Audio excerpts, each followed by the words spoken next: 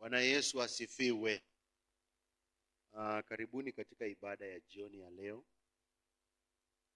Nataka tufungue kitabu cha Yohana 17. Tumekuwa tukijifunza kuhusu maombi na tumepata ya kwamba maombi, there are very kinds, there are many forms of prayer.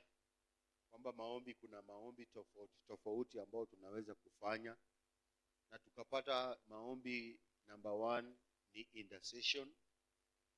Yale yote ambayo mmekuwa mkifanya sasa hii inaitwa intercession prayer, prayer of intercession. Prayer ya intercession ni kuombea watu wengine, kuombea hali fulani. That's the prayer of intercession. Alafu tena kuna thanksgiving, maombi ya kupatiana shukurani. Unajisikia ya kwamba Bwana wewe ni mzuri, wewe ni mkuu. Unapatiana Bwana shukurani kwa maneno ambaye na mambo ambaye tayari amekufanyia. Kama kwa Efeso 1:3 Paulo anasema amebarikiwa Mungu Baba, Bwana wa Bwana wetu Yesu Kristo, Mungu Baba wa Bwana wetu Yesu Kristo, ambaye ametukirimia kila kitu tutakacho katika maisha hii. So unapata ya kwamba tunaweza kufanya prayer of thanksgiving, na pia kuna prayer of praise. Prayer of praise, unapata ya kwamba Mkristo kuna wakati anaimba tu nyimbo za kumsifu na kumuinua Mungu. That's prayer. So tusichukulie tu prayer ni kwamba tumekaa pale fulani tuko kufanya intercession. Tusichukulie tu prayer kwa intercession peke yake, bali prayer, kuna prayer of thanksgiving, prayer of intercession, prayer of praise, na tena kuna prayer of request. Bwana Yesu asifiwe. Tunaweza kumwambia Mungu ya kwamba hii ni vitu ambazo tunahitaji. Bwana, tunaomba ya kwamba utuletee udhirisho wa mambo haya. Kwa hivyo there are many forms of prayer. Na unapata ya kwamba Daudi katika Psalms chapter number 35 from the last verse anasema ya kwamba I will praise you all day long.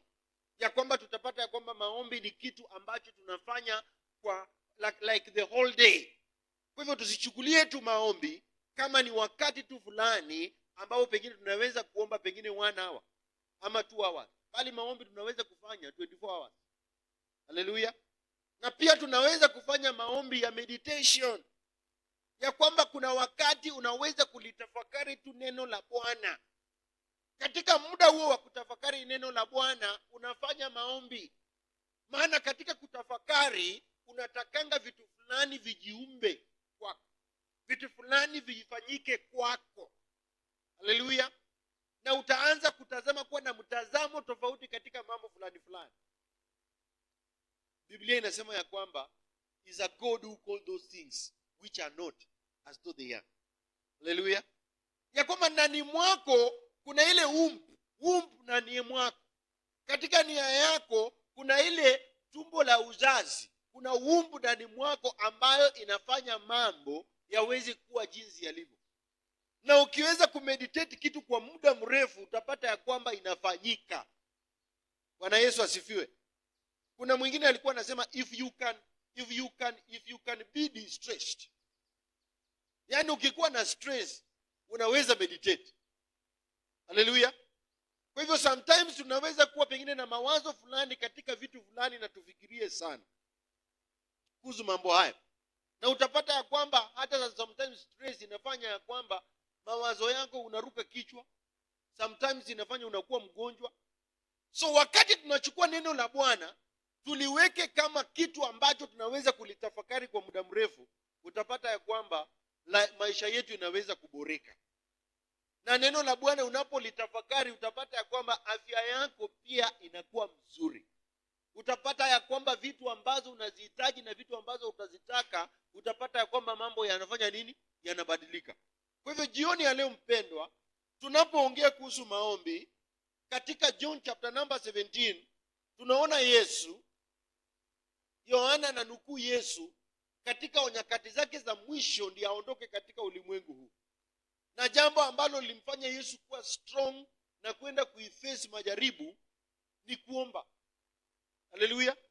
So mimi na wewe tunahitaji kukesha katika maombi. Tunahitaji kushinda katika maombi. Na ninaposema maombi, nataka mawazo yako yapanuke, ujue ya kwamba maombi is a broad word. Hallelujah. Ya kwamba tunaweza kumeditate, tunaweza kuimba kama prayer or praise, tunaweza pia kufanya request, na tunaweza kufanya intercession. Kwa hivyo tukisema kuhusu prayer, ni jambo dogo, lakini ndani mwake imebeba vitu vingi. John chapter number 17 from verse 1, Biblia inasema, this word spoke Jesus and lifted up his eyes to heaven and said, Father, the hour has come. Glorify your Son, that your Son also may glorify you. Mstari wa pili, as you have given him power over all flesh, that he should give eternal life to as many as you have given him. Hallelujah. So Yohana, mwanafunzi ambao Yesu alikuwa amependa sana, maana katika kitabu hiki Yohana anaandika katika chapter number 21, anasema I am the disciple and the disciple that Jesus loved much. So hapa chapter number 17 anaanza kunukuu mambo ambayo Yesu alikuwa anafanya katika ulimwengu huu ili aweze kwenda kushinda majaribu ambaye yalikuwa mbele yake. Pedro, utatambua ya kwamba katika maisha tunayoishi katika ulimwengu huu majaribu ni mengi. Na majaribu haya, one of the ways tunaweza kushinda majaribu ni kupitia katika maombi. Na maombi si jambo ambalo ni geni kwa maisha ya Mkristo, na si jambo ambalo ni tafadhali kwa Mkristo kufanya, bali ni jambo ambalo linahitajika. Ni jambo ambalo ni la msingi katika maisha ya Mkristo. Na wakati tumekuwa tukijifunza kuanzia pale awali, tumeona ya kwamba Mkristo asiyeomba ni Mkristo ambaye tayari alishindwa kitambo. Na unapata ya kwamba sisi tulizaliwa kupitia katika neno. Na watu wote waliozaliwa katika neno, wao hushinda katika maombi. Tunaona Yesu katika chapter number 17 of John. Yesu mwenyewe ni neno. Scripture inasema, in the beginning there was a word, and the word was with God, and the word was God, and the word dwelt among men. Pale mwanzo kulikuwa na neno, na neno lilikuwa na Mungu, na neno ni Mungu, na neno hili likakaa miongoni mwa watu na likafanyika mwili. Kwa hivyo neno mwenyewe, hapa tunaanza kuona ya kwamba sababu yeye ni neno, tunaona tabia yake moja ni kushinda katika maombi, maana neno katika ulimwengu huu lilijaribiwa sana.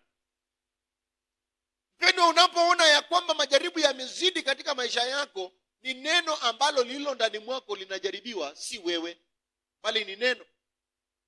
Kwa sababu umefanyika pamoja na neno, majaribu hayo pia yanakuhusu wewe. Lakini sana sana huwa linajaribu neno, kuona ya kwamba kama neno limekomaa ndani mwako. 1 Corinthians chapter 10 verse 13, Biblia inasema ya kwamba majaribu ambayo mmepokea ni common to man. Hallelujah. So unapata ya kwamba ni Mungu ambaye anakubalia yaje. Si kwamba majaribu hayo ni Mungu ameyatuma. Kazi ya kujaribu wengine ni ibilisi. Lakini Mungu kuna wakati wanakubalia yaje ili yaweze kutupeleka pahali fulani. Na unapata wakati tunashinda majaribu, unapata ya kwamba tunapata promotion katika maisha ya kawaida na katika maisha ya kiroho. Na promotion sana sana ikianzia upande wa kiroho, unapata ya kwamba tunakuanga elevated. Yaani tunapatiwa promotion katika mambo ya kiroho, na unapata ya kwamba mambo yanaanza kufanyika katika ulimwengu wa kiasili. Katika kitabu cha Daniel chapter number 1, Biblia inasema ya kwamba wakati mfalme Nebukadnezar alienda kule Israel, akachukua watoto wa Israeli na akawateka nyara, akawapeleka kule Babylon. Scripture inasema miongoni mwao kulikuwa na Daniel. Scripture inasema akachukua the best of the best, wale watoto wa Israeli akawatenga, yani wale wenye wisdom iko ndani mwao, an excellent spirit iko ndani mwao. Na maandiko inasema miongoni mwao kulikuwa na jamaa anaitwa Daniel. Na kuanzia verse number 13 kuelekea, Biblia inasema ati aliwatengea chakula fulani ili waweze kuwekwa vizuri, na baadaye Nebukadnezar aweze kuwatumia kama kwa uganga yake na mambo yake na miungu zake. Scripture inasema but Daniel. Haleluya. Yani wakati ibilisi anataka kukutumia wewe kufanya ajenda yake, wakati ibilisi anataka kukuteka nyara uweze kumfanyia kazi, wewe kama mtu ambao umeitwa katika utakatifu lazima ujitenge. Scripture inasema Daniel purposed in his heart that he will not eat the king's meat or drink his wine. Hallelujah. So tutakapofika wakati ambao tumejengeka katika imani na katika maombi, na tuwe na nguvu ya kusema hapana kwa ibilisi, then hapo promotion itaanza kudhirika katika upande wa kiasili. So tunaona Daniel anakuwa promoted. Maandiko inasema ya kwamba alipokataa kula chakula ya Nebukadnezar, maandiko inasema yeye alionekana mwenye afya zaidi kuliko wale wengine ambao walikuwa wanakula. Bwana Yesu asifiwe. So sisi ambao tayari tumejitenga kwa sababu ya maombi, yani neno la Bwana, tunaweza kaa tofauti sana na ulimwengu kwa sababu tumejichukulia katika moyo yetu ya kwamba we will not bow down. Biblia inasema these words Jesus spoke. Maneno haya Yesu aliyanena katika maombi. One of the things ambao inatakana wewe ujue katika maombi ni maneno ya kinywa.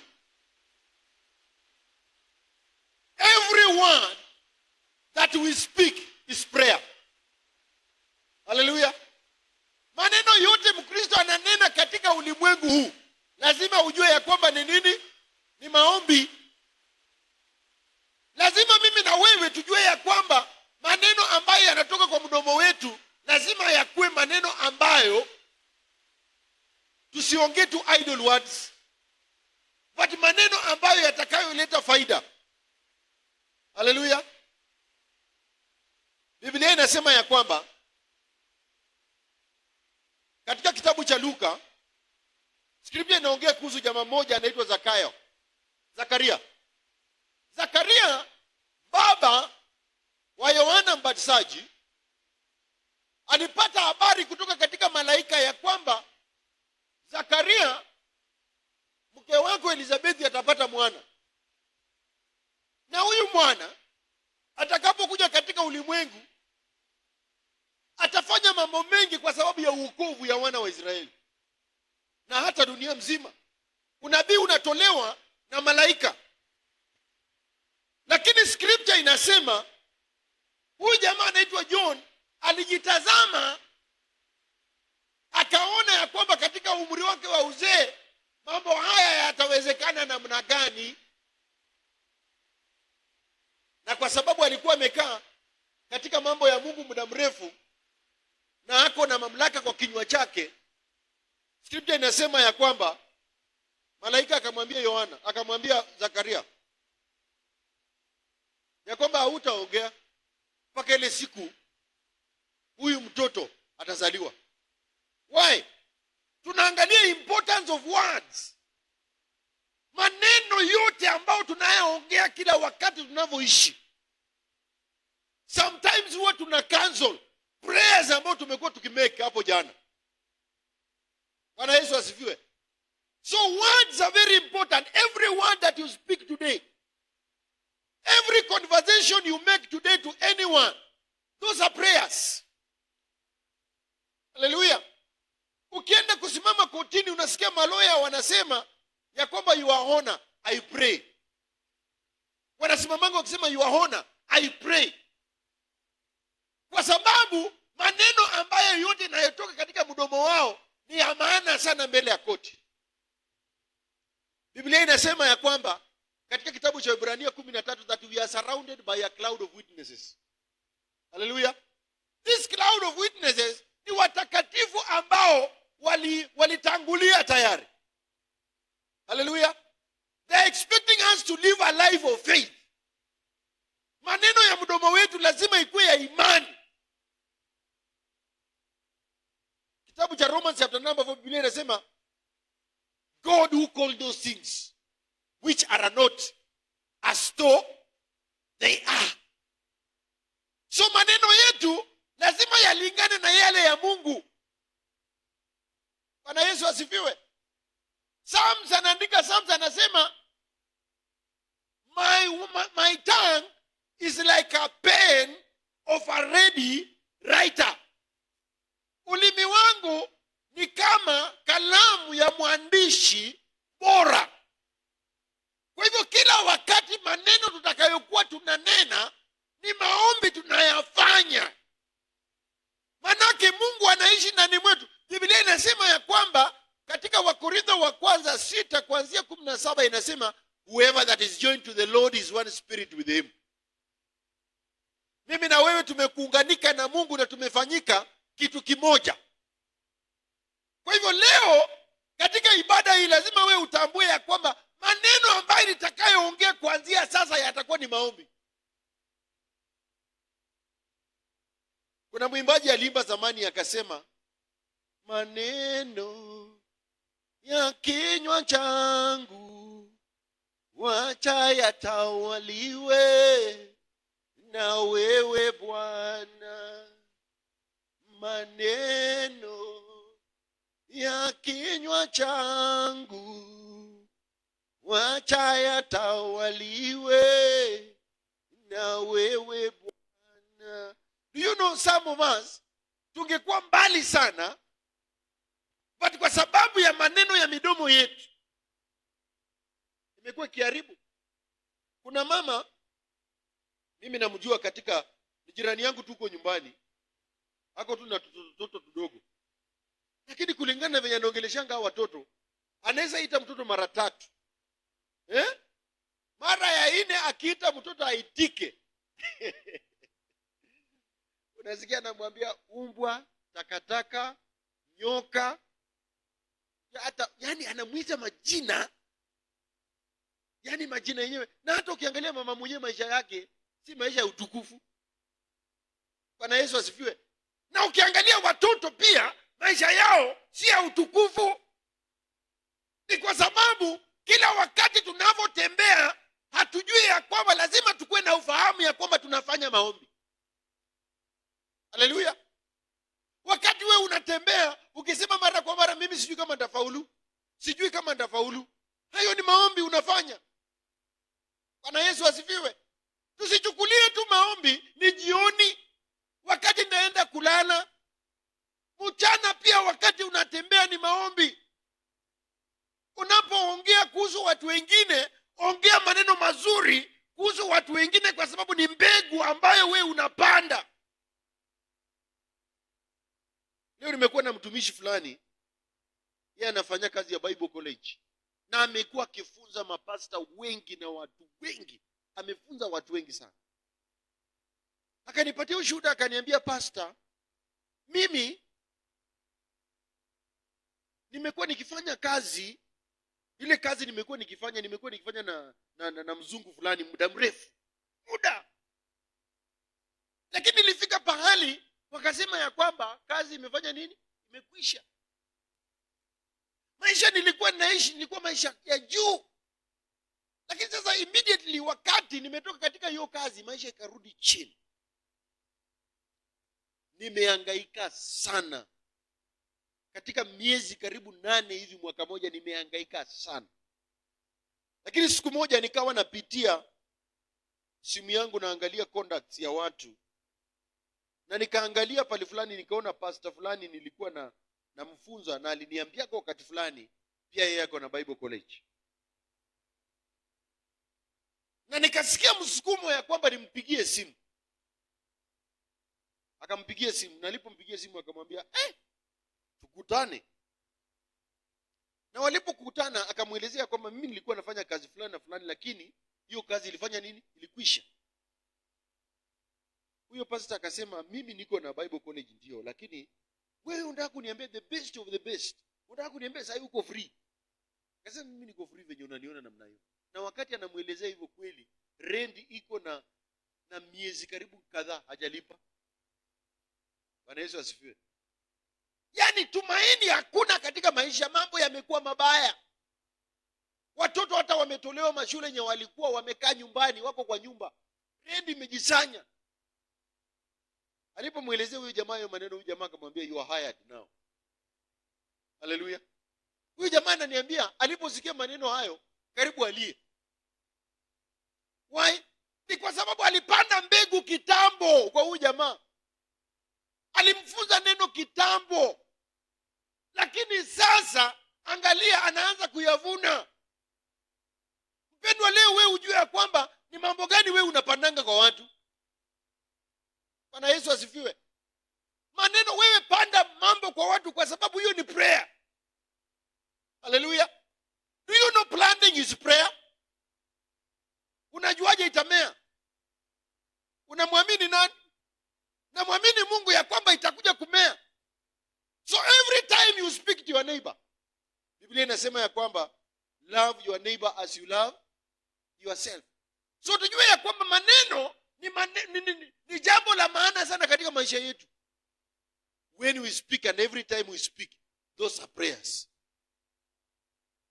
Haleluya. Leo unasema ya kwamba umekuja hapo unasema ninamwamini Mungu kwa sababu ya afya yangu. Wapendwa, tuombe pamoja kwa sababu ya afya yangu. Wewe unafika pale nje unaanza kusema sijui kama ndaponda. Mimi naona tu ndakufa. Mimi naona tu nafanya nitakufa.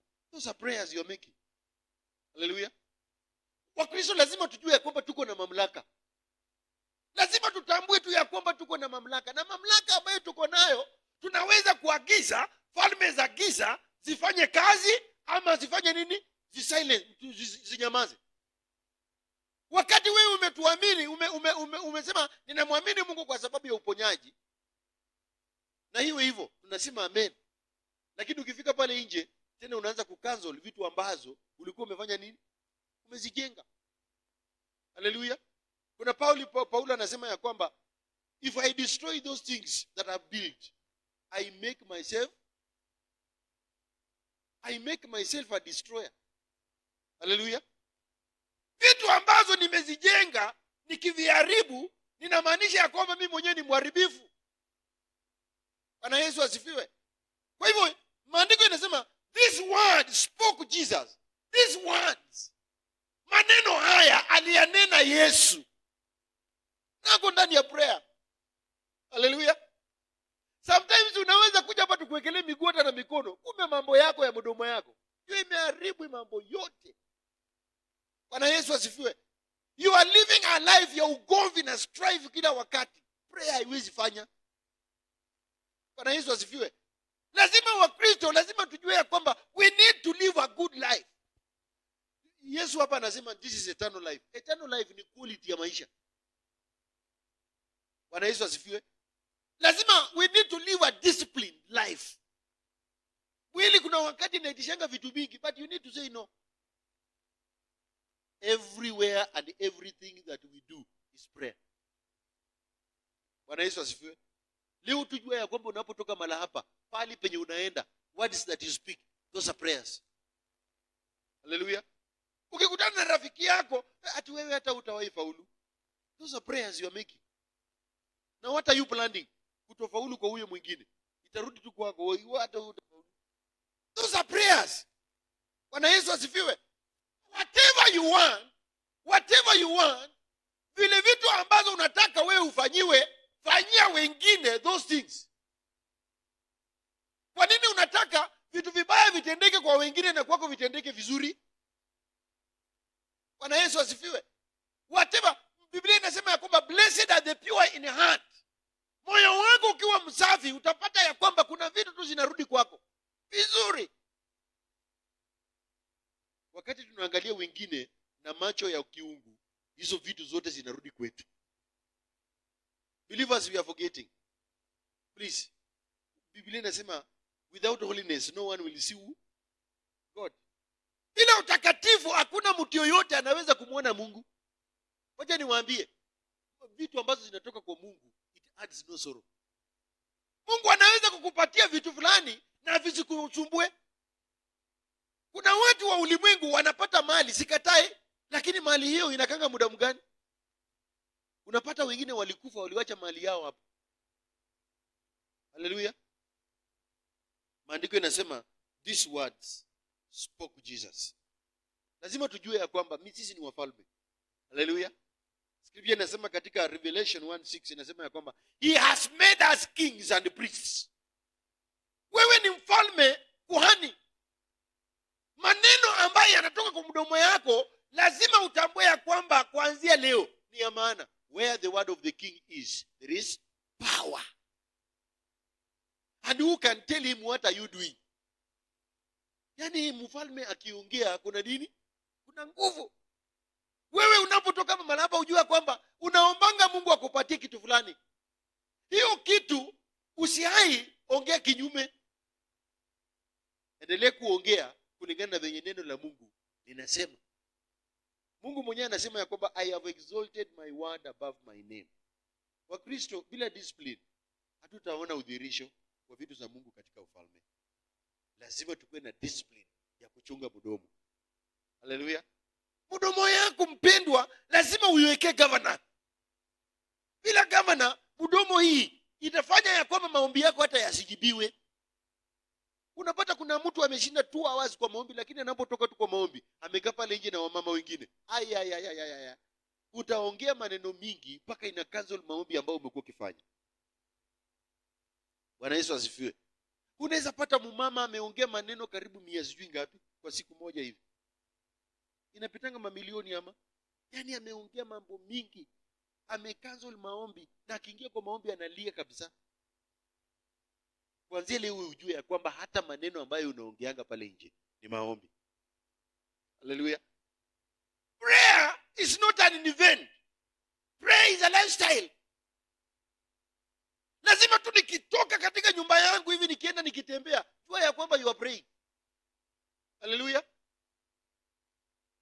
Yesu anasema these words spoke Jesus. These words spoke Jesus.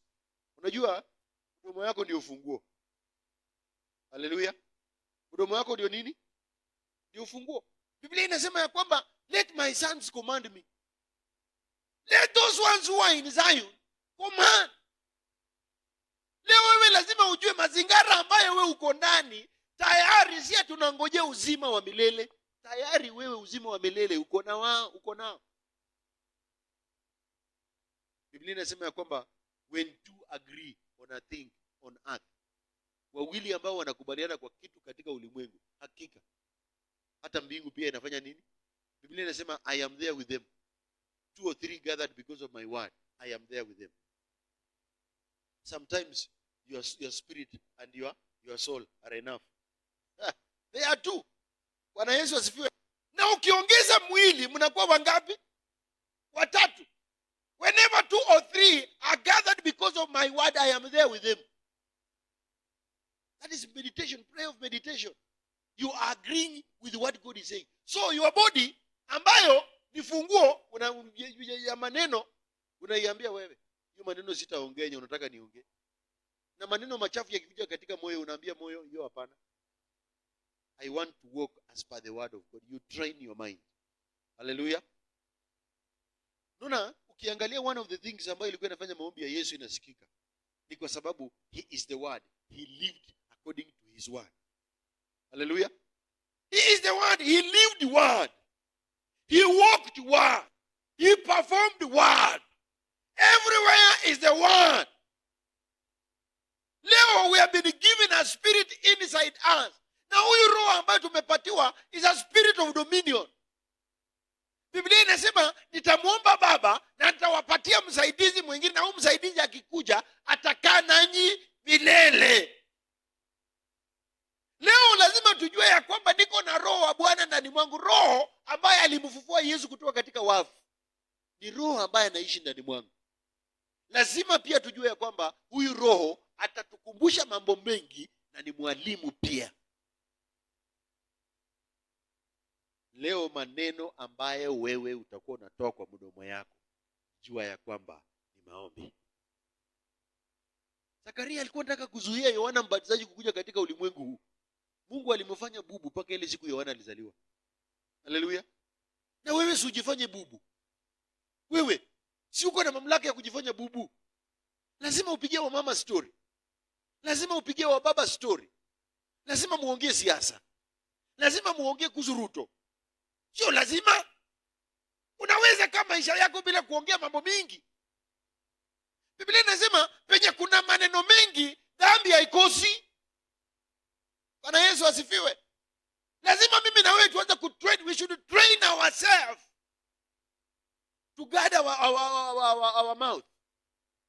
Bwana Yesu asifiwe. Psalms anasema ya kwamba train me, help me that I may guard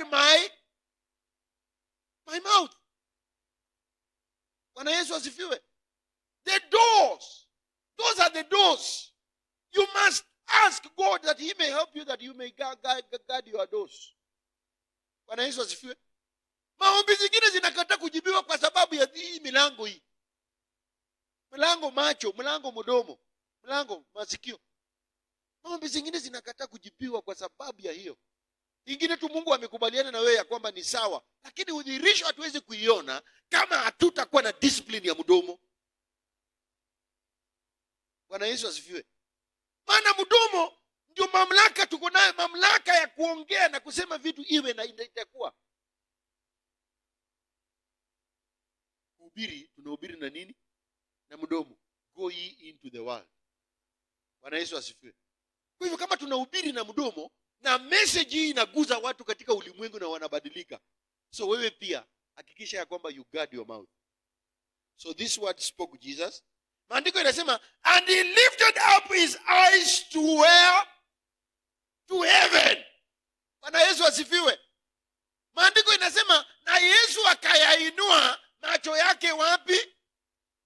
Mbinguni. Hallelujah. Now, why are you silent? And why are you disciplined with your words? I am disciplined with my word because in heaven, people don't just speak. Hallelujah. What are people doing in heaven right now? They are worshiping God and praising God, isn't it? Why can your words be words of praise? Bwana Yesu asifiwe. Biblia inasema ya kwamba ati kule mbinguni kuna malaika, makerubi, maserafi na wazee 24 na masaa 24 pia wao wanainama mbele ya Mungu wakisema nini?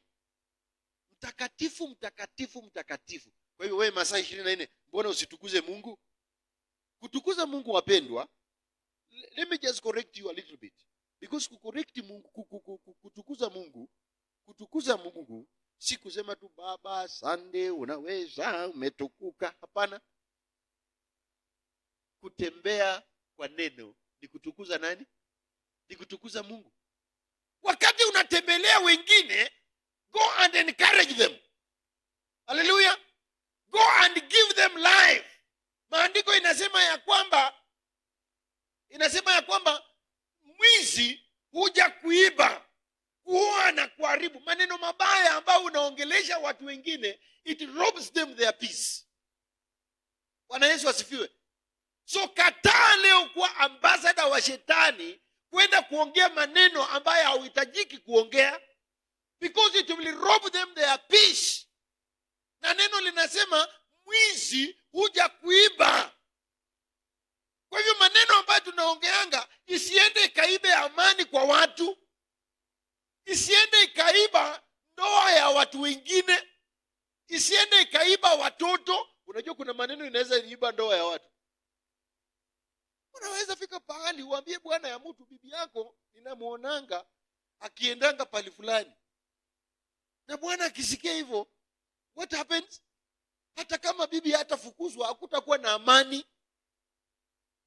Bwana Yesu asifiwe. Kwa hiyo words are very important. Maandiko inasema Yesu, he lifted up his eyes to heaven. What we are doing, we are becoming disciplined in the way we are talking because we are focusing in heaven. Hallelujah. Let me give you this example.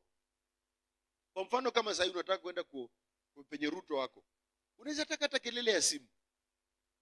Hatuko na Ruto kuongea na Ruto kumwambia mambo ya maana, ati simu inaingia. Utachukua? Na kama ni ya bwana yako, huwezi chukua. Hakuna kitu utachukua. Hata kama ni nani wa maana anapiga simu, hautachukua kwa sababu uko kuongea na nani? Kuongea na rais. Na hii masimu unajua rais wa nchi anakuwa busy sana. Na anaweza badilisha maisha yako saa hiyo. Kwa hivyo hautataka interruption yoyote. When Jesus was speaking to his father, Biblia inasema ya kwamba he focused where? In heaven. Hallelujah. Listen. Every time we walk in this world, we should focus in where? In heaven. Fungua kuna kitu Colossians chapter number 3 inasema. Colossians chapter number 3.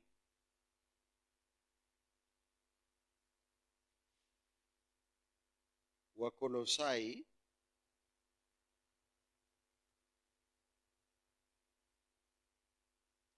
mwenye amefika unasoma haraka.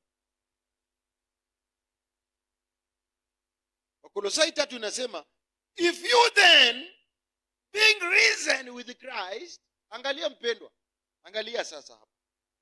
Wewe tayari umefanya nini? Umefufuliwa. Hallelujah. We are living in a newness of life. If anyone is in Christ, he is a new creation. Mtu yeyote akiwa ndani ya Yesu Kristo, yeye ni nini? Ni kiumbe kipya. Mungu anachukulia hivi. Wakati Yesu alienda msalabani, alienda pamoja na wewe. Hallelujah. Because maandiko inasema kwa Galatians 2:20 inasema, I am crucified with Jesus Christ. Yani tulikufa pamoja na Kristo, lakini sasa tumefufuliwa pamoja. So tunaelezwa hapo kwa Kolosai ya kwamba kama sisi tumefufuliwa pamoja na Kristo, tunaambiwa ya kwamba tafuteni vitu ambazo ziko wapi? Ziko juu. Hallelujah. Vitu ambazo ziko juu ni vitu kama gani? Romans 14:17. The kingdom of God is not eating and drinking. Hallelujah. Ufalme wa Mungu si kula na kunywa. Unajua katika ulimwengu huu, watu wanapokula na kunywa na kufurahia wanaona ya kwamba ati hiyo ndio raha. Si ndio? Saa hizi mkikuwa mnaenda mnakula nyama choma, mko out, mnapiga kelele, dunda, mtu anasemanga hiyo ndio nini? Ati hiyo sasa ndio ufalme. Hakuna ufalme hapo. Na sisemi ya kwamba hata Wakristo hawakuli na kunywa. Ufalme wa Mungu tunaambiwa hapa ya kwamba tusidhanie kuwa ni kula na kunywa. Bali ufalme wa Mungu ni wenye haki, is righteousness, peace and joy in the Holy Spirit. Hiyo ndio ufalme wa Mungu. So ufalme wa Mungu ni wenye haki, amani na furaha ndani ya Roho Mtakatifu. Hiyo ndio ufalme wa Mungu. Kama una amani hautakula nyama ni uko nayo. Kama uko na amani, hauna amani, hautaenjoy bwana wako, hautaenjoy mke, hautaenjoy watoto. So ufalme wa Mungu, wakati tunampokea Yesu tunapatanga amani. Kwa sababu we don't live maisha ya the old man. We are now living in the newness of life. Let me ask you. Si uko na grandfather penye alikufa? Anakujanga na kunulia unga. Ama anasema tu grandfather mwenye alikufa sasa anasema sijui unga nanunua namna gani, unga leo sijui itakuwa namna gani. Sina mafuta ya kupaka. Tazike. So Biblia inasema hata wewe ulikufa na Yesu na mkafufuka pamoja. So geuza mania yenu iwe kama watu ambao wako mbinguni. Biblia inasema kwa Filipi 3:20 ya kwamba wananchi wetu si wa dunia hii, bali wananchi wetu uko wapi? Uko juu mbinguni. So inatakana we put our focus in heaven. Nani mpendwa, wacha tu niwaambie leo, hii wasiwasi tunakuanga naye, sijui nitapata pesa wapi ya kujenga nyumba mzuri, sijui ya kujenga shamba, sijui ya kufanya. Do you think God can just give you one when you are resting? Unajua hizi vitu zote Mungu anaweza kukupatia kama unapumzika tu. Na sisemi ati kazi yenye unafanya usifanye. Endelea kufanya kazi yenye unafanya, lakini kuwa na moyo uliopumzika kwa Yesu. Focus yetu kama Wakristo haihitajiki kuwa katika ulimwengu. Focus yetu inatakana ikuwe mbinguni. Na ndio unaona Yesu akiomba, focus yake alihakikisha kwamba ameitune mbinguni. Nani? We should live a prayerful life. Tukitembea katika ulimwengu huu ni kama tuko mbinguni. Because scripture inasema hivi scripture, Baba yetu uliye juu mbinguni, jina lako litukuzwe, ufalme wako uje. Hallelujah. Yani you should be in a position to pull heaven from wherever it is to this present life. That is eternal life. Hallelujah. Yani tunaweza kuishi maisha ya mbingu tukiwa katika ulimwengu. Na ndio Yesu hata anaomba kwa chapter number 7, anasema Baba, si hapa kwa John 15 I think, anasema Baba, hawa si wa ulimwengu, lakini siombi ati watoe kwa ulimwengu. Waweke mbali na nani? Na muovu. Katika maombi haya chapter number 17, waweke mbali na muovu. We can live heaven here. But how can we live heaven here? Kama tutaelewa ya kwamba sisi si wa ulimwengu. Unajua kama sisi si wa ulimwengu, kuna siku tutafanya nini? Tutaenda kwetu. Hallelujah. Let me ask you. Msichana mwenye amefika miaka 22, 23. Huyo msichana akiwa kwao anasemanga hapa ni kwetu. Siku atasema nitafanya nini? Nitaenda kwangu, kuna siku nitaenda. Sisi we are like young girls. Believers are like young girls. One day we will do what? We will go home. Hallelujah. Kuna siku tutaenda huko nyumbani. Udhihirisho utaonekana sasa. Udhihirisho. Kwa sababu tutaenda kumlaki nani? Bwana wetu ambaye ni Yesu Kristo. Biblia inasema ya kwamba we lift our focus. We need to focus in heaven. We need to focus in heaven every time. Mimi na wewe kila wakati tunatembea katika ulimwengu hii. We need to focus in heaven. Hallelujah. Scripture inasema ya kwamba kama mmefufuliwa na Kristo Yesu, tafuteni vitu ambazo ziko juu. Juu iko wapi? Pahali ambapo Kristo amefanya nini? Ameketi katika mkono wa kuume wa Mungu Baba. Lazima mimi na wewe tutoe focus katika ulimwengu. By the way, kwani maombi tukiyaomba, tunaomba Mungu akiwa ameketi wapi? Si juu. Itakana focus yetu, macho yetu yaone utakatifu na ukuu wa Mungu. Utapata kwamba mambo yatajibiwa tu hapa chini. Haleluya. Leo wewe jua ya kwamba tu utajibiwa tu ukiwa hapa chini. Mungu atakujibu tu. So tusiwe na moyo ambao ni wa kufadhaika, moyo ambao ni wa wasiwasi ya kwamba vitu fulani nimekuwa nikiombea, kwa nini Bwana hajatenda? Hapana, lazima kwanza ufunge milango, mdomo, masikio na macho.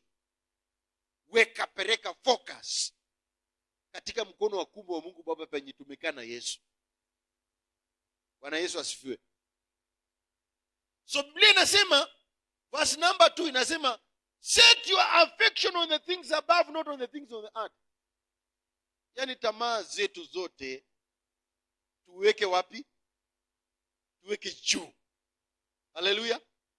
Mimi najua mko na tamaa ya kitu fulani na fulani na fulani, lakini Biblia inatuambia kwa saa hii, pelekeni tamaa zenu wapi? Juu. So Yesu alipokuwa akiomba, maandiko inatuambia kwamba this word spoke Jesus. And he lifted his eyes. He lifted what? Aliyainua macho yake mbinguni. So tunahitaji mimi na wewe jioni ya leo tuyainue macho yetu mbinguni. Kuna mtu aliniambia siku nyingine, ukitaka kufanya mambo mingi sana katika dunia hii, fanya na mbali na macho ya wanadamu, maana macho hii inaletanga dhambi. Haleluya. Na watu wanaweza ingia kwa hivi vitu kwa sababu walifanya nini? Waliiona. Lakini kabla hawajaiona, hakuna mtu atakuwa na mawazo ya kutafakari atayaiba. So Yesu ameinua macho yake, si ati macho tu ya kawaida. Bwana Yesu asifiwe. Macho yako yakiwa na giza, mwili wote utakuwa na nini? Na giza. Lakini macho yako yakikuwa na nuru, mwili wote utakuwa na nini? Na nuru. Kwa hivyo macho yetu ya ndani ambayo imekuwa sharpened na neno la Mungu, ninaomba ya kwamba yaanze kuona juu. Bwana Yesu asifiwe. Tuanze kutazama juu. Biblia inasema wakati Stefano alikuwa anapigwa mawe akiwa tu bado duniani. Unajua mpendwa, wakati persecution na majaribu yamekuwa mengi katika ulimwengu huu, usiangalie venye ni uchungu. Nataka utoe focus yako kwa hii dunia. Weka focus yako kwa Mungu. Biblia inasema Stephen alitazama juu, na Biblia inasema ya kwamba akamwona mwana wa Mungu amesimama akiwa bado anapigwa mawe hapa chini. So ukiwa unapigwa na mawe ya mashida, toa focus yako chini, weka focus yako juu. Unajua Yesu akifanya maombi haya katika John 17, alikuwa anaenda kukutana na mauti. Lakini Biblia inasema ya kwamba akayainua macho yake, and Jesus lifted up his eyes to heaven. By the way, maombi yote yanajibiwa kutoka mbinguni. Haleluya. Lakini Mungu anaweza tumia wanadamu wajibu hayo maombi. But the source is in heaven. This one spoke Jesus and lifted up his eyes to heaven and said, na akasema. Unajua most of the time maneno lazima yafanye nini? Yasemwe. Huwezi kuwa tuna maneno, lakini maneno yasemwe, na yasemwe vizuri. Bwana Yesu asifiwe. Maandiko inasema na maneno yaliyoandikwa katika Biblia usiongeze ama usifanye nini? Usiondoe. Haleluya. Kwa hivyo wacha tutembee kulingana na vile maandiko yanasema, na tukisema tuyaseme correctly. Scripture inasema and Jesus said. Unajua knowledge is very important katika maisha ambayo tunaishi. Maarifa ni mambo ya maana sana. Ni jambo la maana sana katika maisha ambayo tunaishi. Katika maombi usipojua vitu za kusema mpendwa, hakuna yuli hapa, utaharibu kila kitu. Kwa mfano kama kwa maombi utakuwa unasema shetani ninakukatakata na kuuaua. Utakuwa unaongea ukweli. Haleluya. So lazima ukuwe na maarifa wakati tunafanya maombi. Mtakatifu Petero anaandika, anasema grace and peace be multiplied unto you according to the knowledge. Neema pamoja na amani iongezeke kwenyu kulingana na nini? Na maarifa. Maarifa ni kitu ya maana sana katika maombi. Bwana Yesu asifiwe. Tusifikiri tutaomba tu maneno. Wewe uko na mamlaka, uwezi omba tu Mungu ni wake. Mungu kweli. Mungu sio unanionako tu haki Mungu sio unanionako. Mungu ashakupatia mamlaka. Anza kuamrisha vitu yafanyike. Anza kuamrisha sasa. Anza kuamrisha. When you are making those requests, anza kuamrisha sasa. So scripture inasema and he said, Father, the hour has come. Hallelujah. Glorify your son. Angalia Yesu akiomba, anaomba maneno mazito, na anaomba kama nani? Anaomba kama mwana. Wewe wakati unaombanga kama nani? Bwana Yesu asifiwe. Mwingine anaingia kwa maombi, anaomba Baba, haki unipatie nguvu. Bwana nipatie nguvu. Na Mungu anasema blessed be the God and the Father of our Lord Jesus Christ who has blessed us. Mungu tayari ametupatia hizi vitu zote. Sasa wewe ukiingia kwa maombi, omba kama mwana. Position. You should understand your position when you are praying. Position yangu ni gani? Ninaomba kama nani? Haleluya. Tusiombe kama wenye dhambi, tuombe kama watu ambao tayari sisi ni wenye haki. Bwana Yesu asifiwe. Unaomba kama mwenye haki, hapa naomba kama mtu mwenye umepigwa sijui na nini na mvua. Unaomba kama mwenye haki. Baba asante, ni kwa sababu watoto wangu umewasaidia kutoka kwa bangi. Baba asante, maana umembariki mume wangu. Asante Bwana kwa sababu ulevi ambao umekuja katika maisha yake. Bwana asante, maana umeondoa. Na ninaamurisha ya kwamba ulevi utoke katika nyumba hii kwa jina la Yesu. You are praying like a son and somebody who has authority. Yesu anamwambia Peter ya kwamba I give you the keys of the kingdom of heaven. Whatever you bind on earth shall be bound on earth. And whatever you open in the kingdom of light shall be open. Keys. Tusiombe kama hii wimbo mnasikianga ati Baba nipe funguo. Baba akupatia ufunguo na ufunguo tayari amefanya nini? Amesema nini? Nimewapatia mamlaka ya kukanyaga ngee na nyoka na hakuna chochote kitakaweza kuwadhuru. Bwana Yesu asifiwe. Kuwa na kiburi ya kiroho ambayo umepatiwa na Baba. Yesu anapoomba anaambia Baba, glorify your son. Haleluya. Anamwambia glorify your son.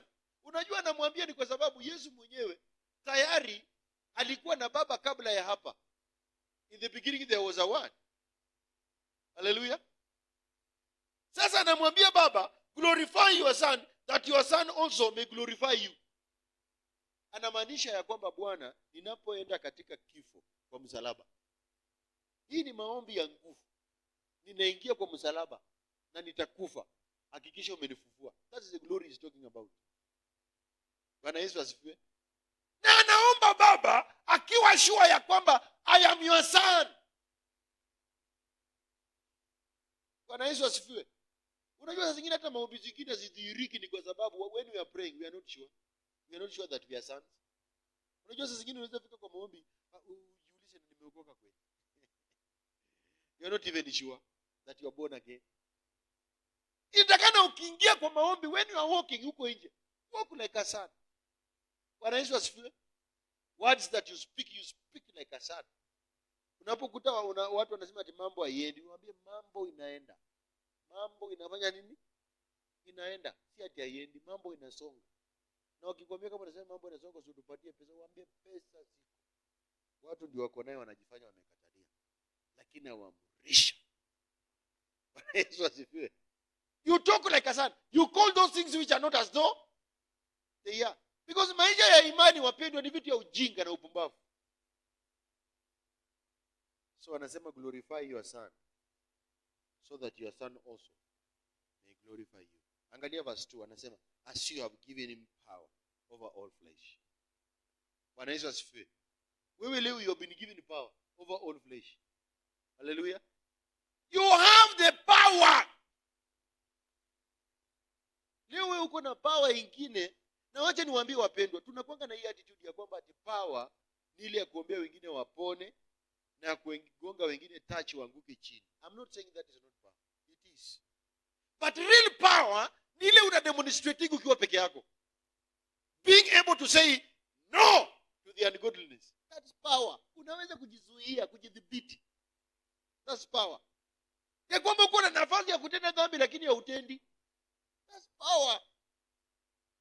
Power in private will one day manifest in the public. Bwana Yesu asifiwe. It begins from there. Wewe wacha nikuulize, wewe ulizaliwa kwa light. How were you formed? In your mama's womb, isn't it? Huko kuna light. Kuna light kwa tumbo ya mama. Si ni giza. Bwana Yesu asifiwe. Ni giza. Na wakati huo mimi singehubiri nikiwa kwa tumbo ya mama yangu. It means I had the power nikiwa huko ndani ilikuwa imeanza kukua formed huko ndani. Kabla mbegu imee lazima ikufe. Bwana Yesu asifiwe. Lazima ingie kwa giza, ifinywe huko chini. When I came out of my mother's womb, I was already cold. Today, I send the world, I bring light to the world. So today, Wakristo wote tulisulubiwa na Kristo na tukafufuliwa pamoja. Leo tunabeba duru. So we have power. The grace of God that brings salvation has appeared. The grace of God that brings salvation has appeared to every man, teaching us to say no to the ungodliness. Neema ya Mungu iletayo wokovu sasa imefanya nini? Imefunuliwa kwa watu wote na inatufunza kusema nini? Hapana kwa dhambi. Kwa hivyo tuko na nguvu. Na hii nguvu ambayo tuko nayo, when we demonstrate, we are praying. Hallelujah. When we demonstrate the power to say no, we are doing what? We are making prayer. Bwana Yesu asifiwe. Everywhere we go and everything that we do, we are making prayer. Lazima tukue na mawazo nyuma ya kichwa yetu, katika mawazo yetu ya kutuambia kwamba tuko na power. Ninaona watu wanasema tunataka power. Power sisi hatutaki. Tuko na power. Bwana Yesu asifiwe. Power tayari iko ndani. Na hii power anza kuishi. Power ni neno la Mungu. Hizi vitu zingine mnaonanga sarakazi mingi. Power ni neno. As you have given him power over all flesh, that he should give eternal life to as many as you have given him. Angalia, wewe leo uko na power ya kuweza kufariji watu.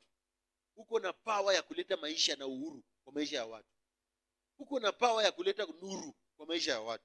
Leo wewe unapotoka hapa, jua ya kwamba power mimi nimebeba. Nimebeba nini? Power. Bwana Yesu asifiwe. Eternal life ni quality of life. Eternal life haianzi mbinguni, inaanzia hapa, kwa sababu Yesu alikuja akafa msalabani akatupatia eternal life. Eternal life ni amani, ni furaha ndani ya Roho Mtakatifu, na ni wenye haki, na sisi tumepokea. Praise Jesus. Tusimame.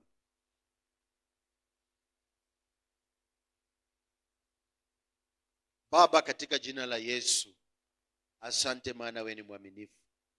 Umetukuka na umeinuliwa na hakuna kama wewe.